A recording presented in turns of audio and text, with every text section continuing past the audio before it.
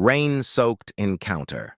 The rain fell in sheets across the city skyline as Sophia Lynn huddled under the bus shelter, watching her ride home disappear into the distance.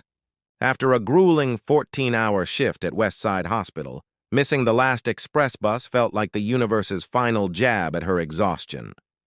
"Just perfect," she muttered, checking her watch.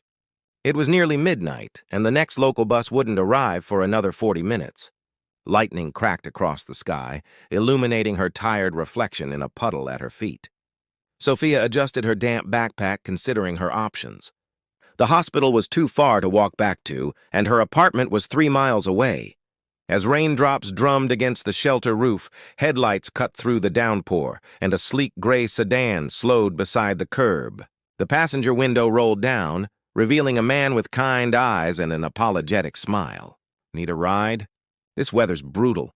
Sophia hesitated, her caution warring with desperation. "I don't take rides from strangers." "Smart policy," he nodded. "I'm Ethan. I was dropping off medication for my aunt at the hospital and saw you sprint for the bus."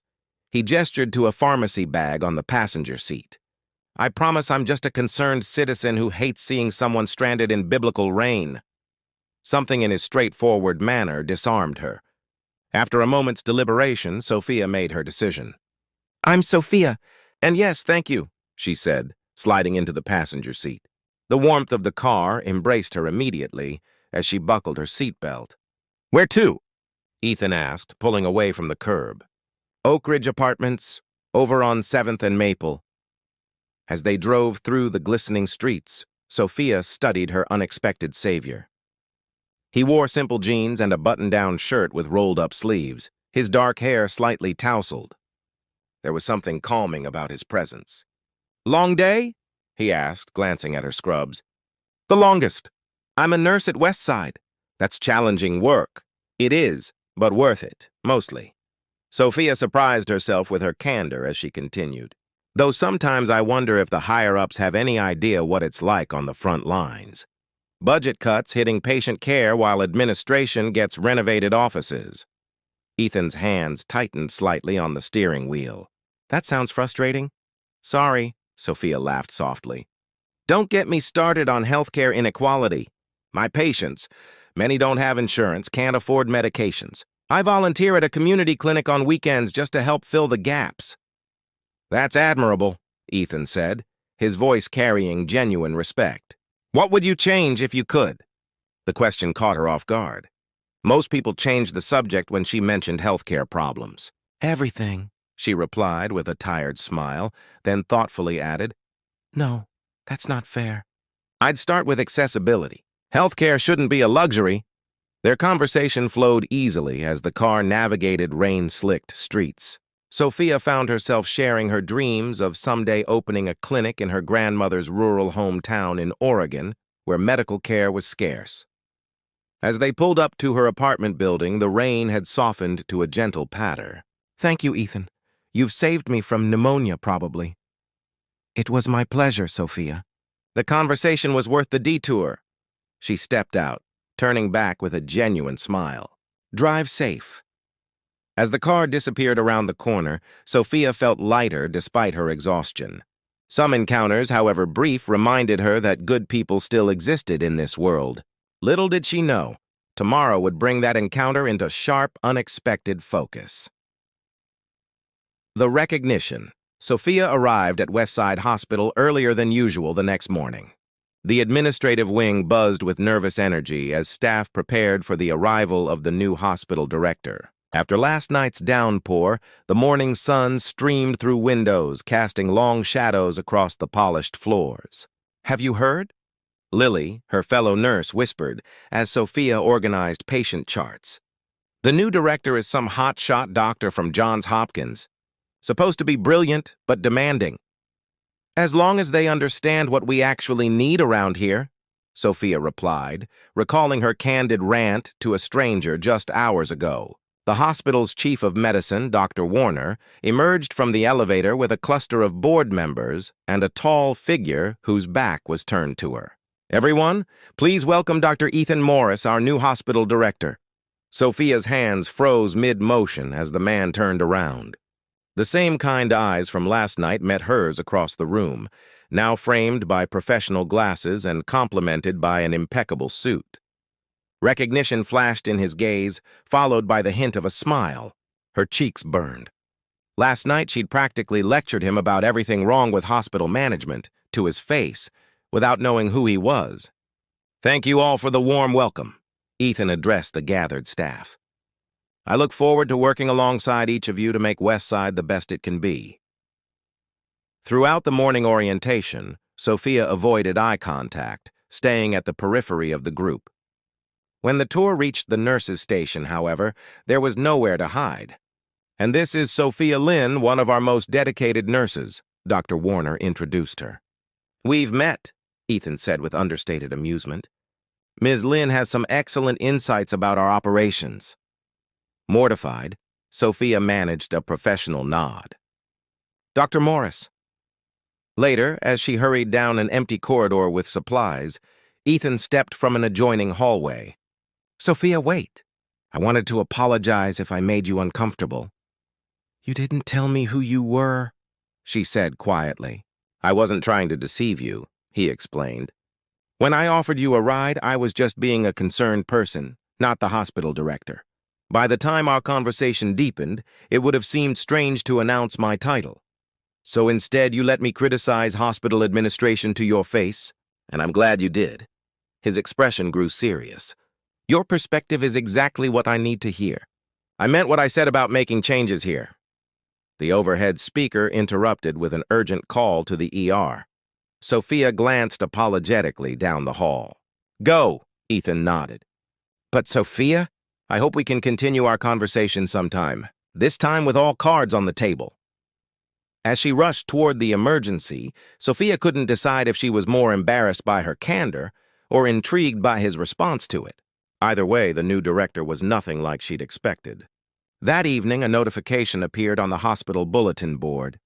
Dr. Ethan Morris would be volunteering at the weekend community clinic, the same one where Sophia worked. Whether this was coincidence or deliberate, she wasn't sure, but the thought sent an unexpected flutter through her chest. Perhaps their rain-soaked conversation had made more of an impact than she realized. Walls crumbling. Saturday morning at the Greenview Community Clinic was always organized chaos. Patients filled every available chair, many having waited hours for care they couldn't afford elsewhere. Sophia tied her hair back, mentally preparing for the long day ahead as she arranged supplies in the makeshift examination room. "Need a hand with that?" Sophia turned to find Ethan in the doorway, dressed casually in a simple button-down and jeans, looking more like the man who'd given her a ride than the hospital director. "You actually came," she said, surprise evident in her voice. "I said I would." He rolled up his sleeves. "Where do you need me?" Over the next few hours, Sophia watched Ethan work. There was no pretense, no administrative distance as he treated patients with gentle competence. He sat with an elderly man who couldn't afford his heart medication, making calls to pharmaceutical programs until he found a solution. He spoke Spanish with a nervous mother, making her laugh while examining her feverish toddler. During a brief lull, they found themselves restocking supplies side by side. "You're good at this," Sophia admitted. "The actual care part, I mean." "Before I got pulled into administration, this was all I wanted to do," Ethan explained. "My father was a rural doctor in Nebraska. House calls, bartered payments, the works. I saw how hard he worked, but also how much it meant to people." "What changed?" "I realized I could help implement systemic changes. Still," he glanced around the clinic, "days like today remind me why I became a doctor in the first place." Their conversation was interrupted by shouting from the waiting area. A young man had collapsed, his breathing labored and skin ashen. "Anaphylaxis," Ethan said immediately, as they both rushed forward. They worked in seamless tandem, Sophia preparing the epinephrine while Ethan established an airway. Their movements synchronized without words, a dance of medical training and instinct. When the ambulance arrived 15 minutes later, the patient was stabilized. "That was close," Sophia exhaled, the adrenaline still coursing through her veins. "You were amazing," Ethan said, genuine admiration in his eyes. "The way you kept his friend calm while monitoring his vitals." We make a good team, she replied, suddenly aware of how close they were standing. As the clinic day stretched into evening, the professional walls between them began to crumble. They shared stories between patients, Sophia about her grandmother who had raised her after her parents' accident, Ethan about his decision to leave a prestigious research position to focus on healthcare access. When the last patient left, they found themselves alone, cleaning up in comfortable silence. There's a small cafe around the corner, Ethan said hesitantly. Would you like to grab some dinner? As colleagues, of course. Sophia paused, weighing the implications. Was this crossing a line? Yet the connection between them felt natural, born from shared values rather than their hospital hierarchy. As colleagues who happened to meet in the rain, she agreed with a small smile. As they walked together through the evening air, something had shifted. She was beginning to see beyond Dr. Morris, the director, to Ethan, the man, the same person whose kindness had rescued her on a stormy night, whose passion for helping others matched her own. And that realization was both comforting and terrifying. Unexpected feelings. The cafe's soft lighting cast a warm glow over their corner table, as conversation flowed more easily than either had anticipated. Outside, the city hummed with Saturday night energy, but inside this quiet haven, Sophia and Ethan existed in their own world. So that's why you became a nurse, Ethan said, after Sophia shared the story of her grandfather's battle with cancer and the compassionate hospice nurse who had guided their family through his final days. She showed me that healthcare isn't just about medicine. It's about dignity, Sophia replied, wrapping her hands around her mug of tea. Your turn. Tell me something I wouldn't guess about the esteemed Dr. Morris. Ethan laughed, the sound genuine and unguarded. I almost became a jazz musician. I played saxophone through college, even had a regular gig at a club near campus. No way, Sophia's eyes widened. Do you still play? When I need to think clearly. Music and medicine both require the same focus, being completely present. As their dinner plates were cleared, Ethan hesitated before speaking again. I've been meaning to ask you something. The proposal you mentioned that night in the car about rural healthcare access, would you be willing to help me develop it for Westside's outreach program? Sophia stared at him. You remembered that? I remember everything from that night, he said quietly, his eyes holding hers. The weight of his words settled between them, charged with possibility. Over the following weeks, they met regularly, sometimes at the hospital, sometimes at local cafes, developing the outreach program. Their professional collaboration gave them legitimate reasons to spend time together, though both recognized something deeper was growing. One evening, as thunder rolled in the distance, they found themselves working late in Ethan's office. Papers and coffee cups littered the desk between them. This reminds me of how we met, Sophia said, gesturing toward the window where rain had begun to fall. Except now you know who I really am, Ethan replied, his voice soft. Do I? She met his gaze. Sometimes I think I knew you better that first night than many people who've worked with you for years. He stood, moving around the desk to lean against it near her chair. That's probably true. You saw me without the title, without preconceptions. And now? Sophia asked, her heart racing as he reached to tuck a strand of hair behind her ear. Now I'm hoping you see more. The hospital suddenly plunged into darkness as lightning struck nearby, emergency generators humming to life seconds later. In the dim backup lighting, Ethan's face was shadowed, but Sophia could feel the intensity of his gaze. I should check on my patients, she whispered, not moving. You should, he agreed, equally still. When his lips finally met hers, it felt like the culmination of a journey that had begun on that rainy night, tentative at first, then deepening with shared understanding. His hands cradled her face with the same gentle confidence he showed in everything he did. They broke apart as footsteps echoed down the hallway, reality intruding on their moment. This complicates things, Sophia said, though she couldn't bring herself to regret what had happened. Life is complicated, Ethan responded, brushing his thumb across her cheek. But some things are worth figuring out. As they parted ways to attend to their responsibilities, Sophia felt herself standing at a crossroads. The professional boundaries between them had been crossed, and there would be whispers, assumptions, politics to navigate.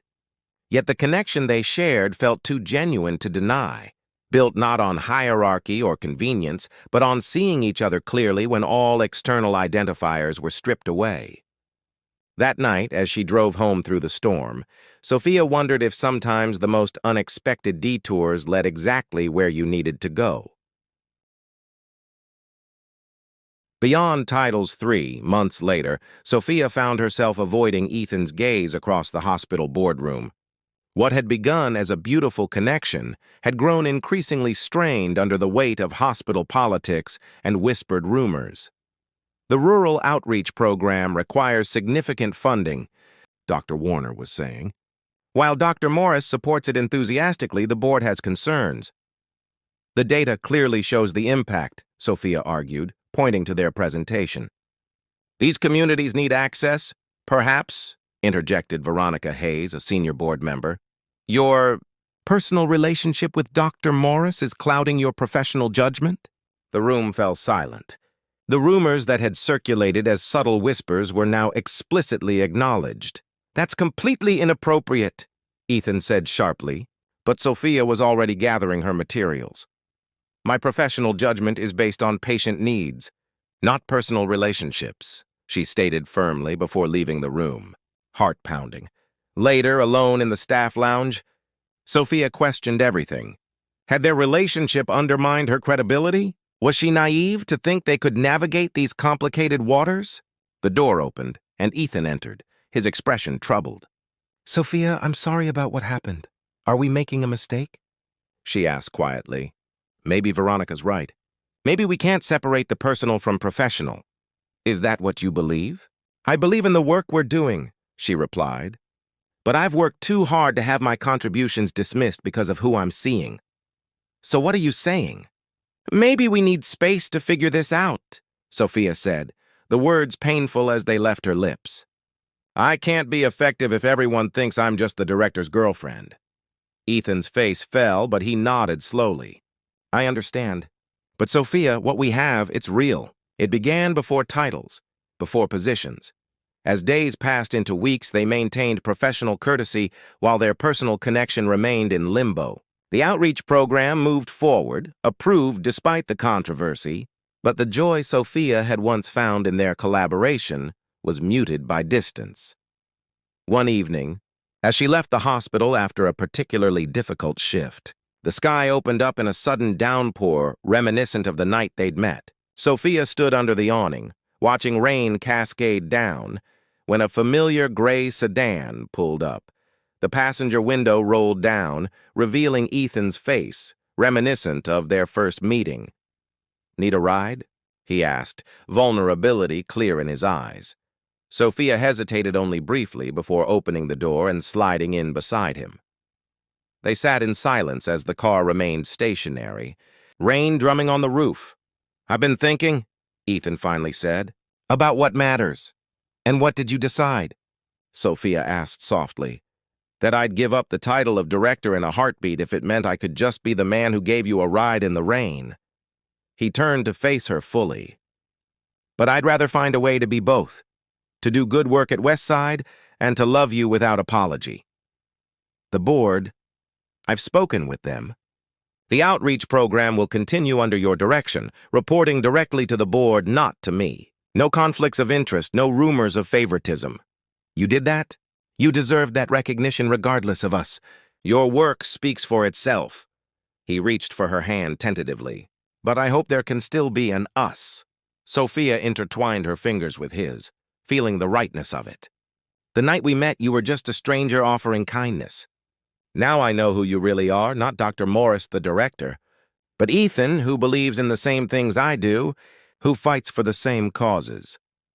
Who loves you, he added simply. As rain continued to fall around them, Sophia leaned across the space between them. Drive, she whispered against his lips. We'll figure out the destination together. The car pulled away from the curb, carrying them forward into the storm and whatever lay beyond it. Two people who had found each other not because of their titles or positions, but despite them. Some journeys began with wrong turns and missed buses. Some loves started with rain-soaked strangers and honest conversations. And sometimes the most unexpected beginnings led to the most beautiful destinations.